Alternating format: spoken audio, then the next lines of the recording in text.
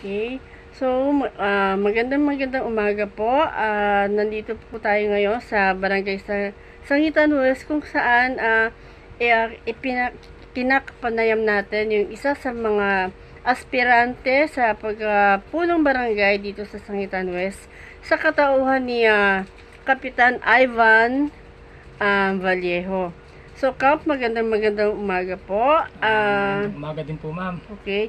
So, Kap, bilang panimula, sino po si Sir Ivan Vallejo?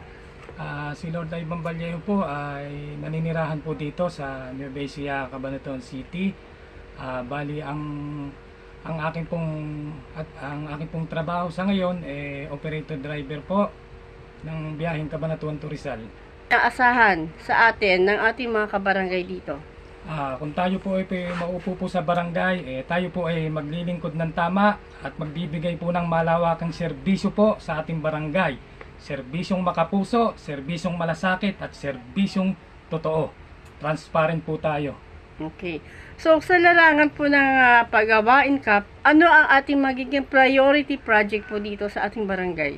Dito po sa nakikita ko po dito sa ating barangay, siguro yung mga kanal na mga barado at yung mga daan na medyo makakadisgrasya po sa mga bata, medyo ayusin po natin yan, lalo na po malapit na po yung mga ganyang sakuna, yung mga baha-baha na yan, magiging epekto po sa mga sirang mga kanal po dito sa ating barangay.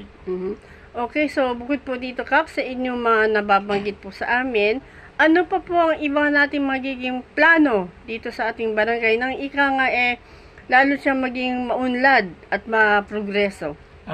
Dito po ang aking pong mga plano po dito sa ating barangay, ang una-una po yung mga programa sa mga senior citizens, programa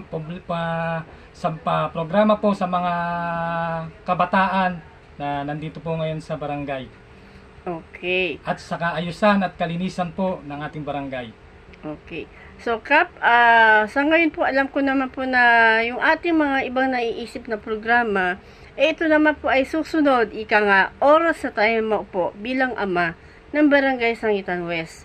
So, Kap, ngayon po, papasalamat po kami sa inyong oras at panahon na inilaan po para sa amin.